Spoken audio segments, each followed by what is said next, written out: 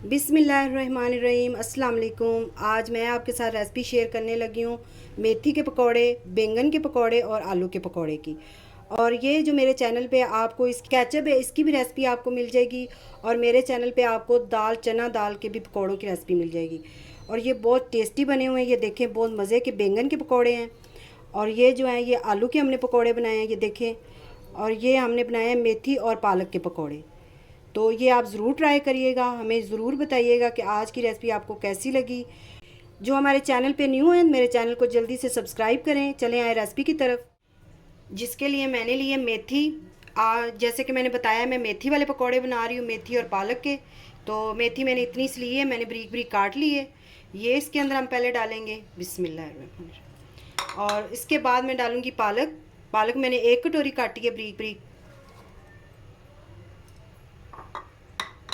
इसके बाद मैं डालूँगी प्याज। एक मैंने बड़े साइज़ का प्याज बारीक काट लिया, ये देखें, इस तरह आपने काट लेना है। इसके बाद मैंने हरा धनिया लिया है थोड़ा सा, वो आपने बारीक काट लेना है। हरी मिर्चें 4 मैंने काटी हैं बारीक बारीक, ये आपने डालनी है। इसके बाद हमने आलू इस तरह काट लिए थे, ये देखिए, जैसे फ्राइज़ हम बनाते हैं बच्चों के लिए, इसी तरह आपने काट लेने हैं। ये भी इसके अंदर हमने ऐड कर देने हैं। 1/2 चम्मच मैंने लिए पिसी हुई लाल मिर्च का पाउडर। 1 चम्मच खुशक धनिया पिसा हुआ। 1/2 चम्मच हमने लिया ज़ीरा कुटा हुआ। 1 चम्मच हमने कुटी हुई लाल मिर्च डाली है। 1 चम्मच हमने हल्दी ली है और 1 चम्मच नमक। नमक जो है वो जब आप, मैं तो अब पकौड़े यानी आप फ्राइज हमने कर लेने हैं, तो नमक आप तब डाला करें जब आपने अफ्तारी से पहले, यानी कि आप पकौड़ों का सामान बना के रख लें, और नमक एंड पे आप डाला करें। इससे क्या होगा, जो हमारे बेसन है वो पानी नहीं छोड़ेगा, तो इसलिए नमक आप एंड पे डालें। आधी कटोरी हम इसके अंदर बेसन डाला है, और अगर ज़रूरत हुई तो और डाल लेंगे। इसी तरह आप हाथों की मदद से इससे मिक्स कर लें। बिस्मिल्लाह। इस तरह हमने मिक्स कर लेना इसको। पानी अभी हमने नहीं डालना, क्योंकि सब्जियों के अंदर भी पानी होता है, तो इसलिए वो ज़्यादा आप मिक्स कर लें तो फिर बाद में आप पानी लगाएं इसको। ये देखिए, थोड़ा सा हमने बेसन और डाला है, अभी हमने पानी नहीं लगाया। अब हम पानी लगाएंगे इसको थोड़ा थोड़ा, और इसको अच्छी तरह मिक्स करते जाएं। इस तरह का आपका ये मटेरियल है ना, ऐसा होना चाहिए, ऐसा, ताकि हमारे आलू और पालक जो है ना वो नज़र आ रही हो। हमारा मटेरियल तैयार हो गया। अब इसे हमने साइड पे कर देना है। इसको हमने, जितनी देर हमारा ऑयल गर्म होगा उतनी देर इसका मटेरियल बहुत अच्छी तरह तैयार हो जाएगा। अब मैं आपके साथ रेसिपी शेयर करने लगी दूसरी, जो कि आपको पता है मैं 3 रेसिपियाँ इसी में बना रही हूँ, 3 तरह के पकौड़े बना रही हूँ। अब हम बना रहे हैं ये आलू के, इस तरह जो आलू के फ्राइज़ पकौड़े होते हैं वो बना रही हूँ। और इसके लिए मैंने लिया है ये बेसन हमने छान के रखा हुआ है। सारी चीज़ें मैंने वॉश करके रखी हुई हैं, आप सब चीज़ें एक दफ़ा वॉश कर लें। इसके अंदर मैं डालूँगी 1/2 चम्मच ज़ीरा। 1/2 चम्मच हमने नमक लिया है। 1/2 चम्मच ही मैंने कुटी लाल मिर्च ली है।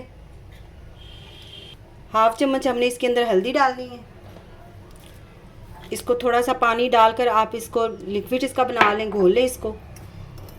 ज़्यादा पतला नहीं आपने इसको घोलना, क्योंकि इसके साथ इसके अंदर हमने बैंगन और आलू के जो फ्राइज़ हैं वो डिप करने हैं, जो पकौड़े होते हैं, सॉरी। तो इसीलिए आप इसको थोड़ा सा ठीक ही रखें।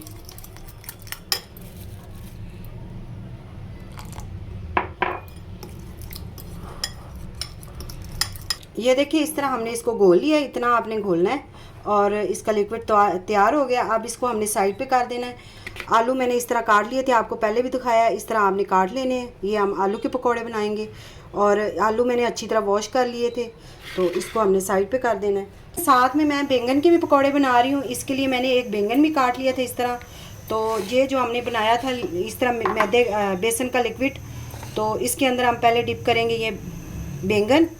पहले हम बैंगन के बनाएंगे, फ्राई करेंगे पकौड़े। बिस्मिल्लाह। ऑयल हमारा गर्म हो गया, ये देखिए।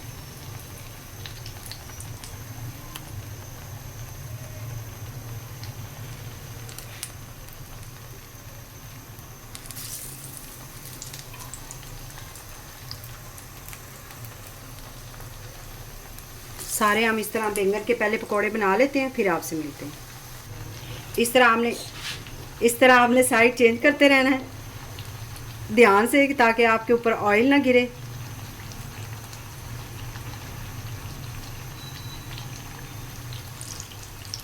ये बहुत मज़े के और टेस्टी बनते हैं, आप ज़रूर ट्राई करिएगा। ये देखिए, ये सारे हमारे जो पकोड़े थे बैंगन के, ये तैयार हो गए हैं। इनको हमने निकाल लेना है प्लेट में।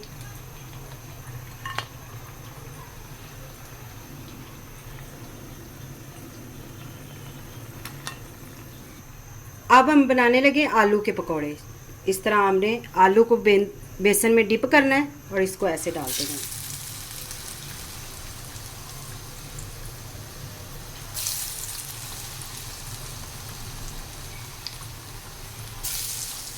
पकौड़े हमारे तैयार हो गए हैं तकरीबन। अब इनको भी हम निकाल लेंगे।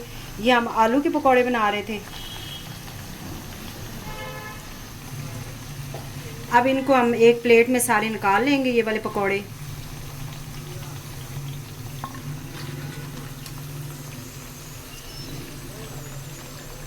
हमारा ये जो मटेरियल हमने बना के रखा हुआ था, ये देखें इतना अच्छा तैयार हो गया। हमने और बेसन नहीं डाला था, आपके सामने मैंने बना के इसको साइड पे कर दिया था।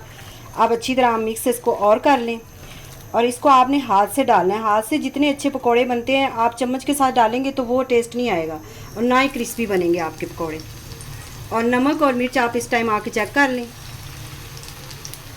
जब आप डालने लगे तो फिर चेक किया करें, नमक कम ज़्यादा हो तो आप ठीक उसको कर सकते हैं।